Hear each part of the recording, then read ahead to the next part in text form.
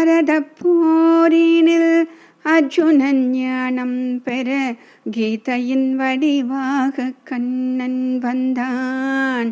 விபூதி யோகமாக கண்ணன் வந்தான். நீயே மூலப்பொருள் பிறப்பற்றவன் என்று உணர்பவன் எவனோ உன்னை சேர்வான். எப்போதும் உன்னை நினைத்திருப்பான். பாரத போரினில் அர்ஜுனன் ஞானம் பெற கீதையின் வடிவாக கண்ணன் வந்தான். விபூதி யோகமாக கண்ணன் வந்தான். பக்தர்கள் மனதை உன்னிடம் தந்தே சந்தோஷமாக இருக்க கண்ணன் வந்தான். ஞானத்தை நீயும் தந்து விட்டாய்.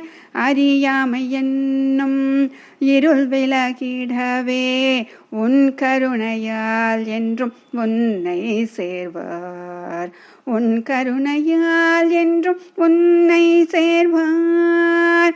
பாரத போரினில் அர்ஜுனன் ஞானம் பெற கீதையின் வடிவாக கண்ணன் வந்தான். விபூதி யோகமாக கண்ணன் வந்தான். உயிர்களில் இருக்கும் ஆத்மா நீயே, அதிதியின் மகன்களில் விஷ்ணு நீயே, சூரிய சந்திர மரீஷி நீயே, சாமவேதம் இந்திரன் உணர்வு மனம் சங்கரன் குபேரன் அக்னி, மேரோ ப்ருகஸ்பதி கார்த்திகேயன். பாரத போரினில் அர்ஜுனன் ஞானம் பெற கீதையின் வடிவாக கண்ணன் வந்தான். விபூதி யோகமாக கண்ணன் வந்தான்.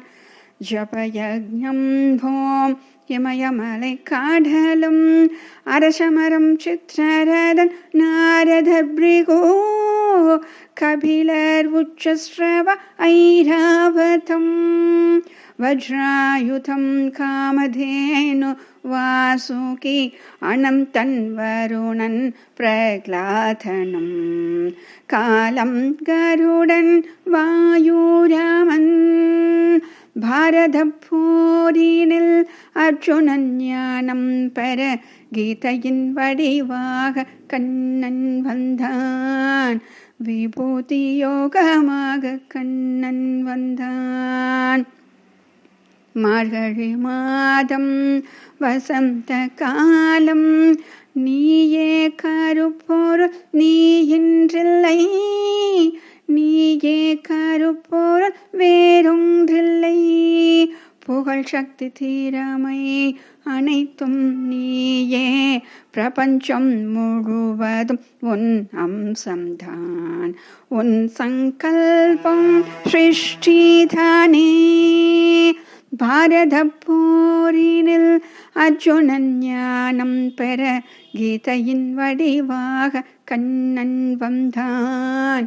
விபூதி யோகமாக கண்ணன் வந்தான்.